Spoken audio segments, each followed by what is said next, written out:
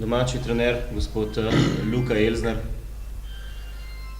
No, vsekakor sem si osebno želel malce lažji začetek.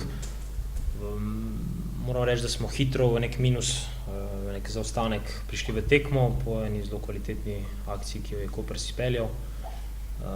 Potem smo probali seveda veliko energije usmeriti v nek lov na rezultat, imeli neko določeno posest, morda bili malce prenevarni direktno za gol, vsekakor nam je potem kombinacija na prekinitvi prinesla 11 metrovko, ki žal nismo realizirali.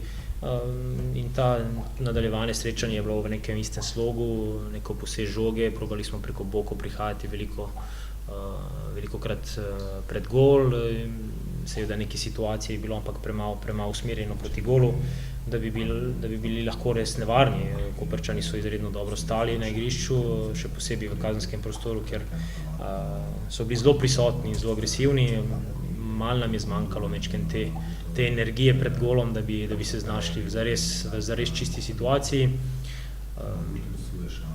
Po eni strani lahko rečemo, da je imel res odnos pošten strani naših igralcev, seveda po drugi strani moramo pa vsi razmišljati v pravo smer, in prava smer v našem poklicu je profesionalizem in ta zahteva zmage, in moramo imeti misli zelo usmerjene tudi v tem točkovnem smislu. Ni dovolj samo, da prikažeš neko igro, da si motiviram, ampak treba se dejansko na koncu tekme tudi sešteti neke točke, in seveda v tem momentu je lahko samo neko kar veliko razočaranje, je pa začetek naše poti in smo vedeli, da bo težko. Jaz osebno sem bil prepričan, da bo zelo težko in da nam nobena stvar ne bo nekako naklonjena, niti sreče, da ne bomo imeli preveč, ker je to enostavno pravilo, ko začneš graditi, da stvari se ne obračajo ponavadi najbolje k tebi, ampak nadaljevati pot,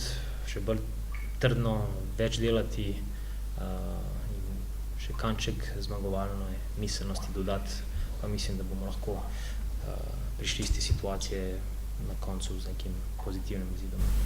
Hvala lepa. Je dovolj energije v slučaju, bi se pozitivne sredi?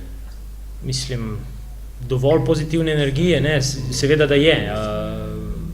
Probali smo to ustvarjati, ali je to možno v 3 dneh spremeniti tako drastično, težko, še posebej je težko takrat, ker rezultat ne spremlja zadevo. Če bi danes nekaj malega potegnili iz te tekme, točko ali pa 3, je seveda dinamika potem povsem drugačna, in dokler nas ne bo rezultat malce spremljal, bo težko to stvar dvigniti na precej višjo raven. To, da zdaj, če se bomo ozirali na to, da bomo samo čakali, kdaj se bo nekaj zgodilo, da nam bo popravilo samo od sebe situacijo, potem se bomo močno zmotili. Vsekakor je pa pot drugje in pot je v delu. Največ, kar se da pokazati na igrišču, atmosfera, pozitivno vzdušje bo pa prišlo. Ta atmosfera bo prišla takrat, ko bojo tudi z rezultati mečken se popravili. Hvala. Še samo vprašanje za Lukata. Luka, poznaš igralce, ekipo že prej, kdaj misliš, da bi lahko, ne vem, svojo igralsko filozofijo in prenesel, da bi zaigrali po taktih, ki si jih zamišljaš? Ja, to je dobro vprašanje. Vsekakor je nek proces, ki se ne zgodi čez noč. Hkrati pa si ne predstavljam moje delo kot nekaj zelo dolgoročnega in da bi imel tlele ogromno časa, da si reče, ja, čez 6 mesecev bomo pa igrali dejansko po nekem našem konceptu. Jaz mislim, da bo treba stvari bolje kratkoročno tudi jemati, da bo hitreje, bolje izgledal na igrišču. Vsekakor prihaja zdaj še en dokaj težek ciklus, ki ga bomo mogli speljati najbolje, kar bo možno. Reprezentančna pavza mislim, da nam bo veliko dobrega prinesla.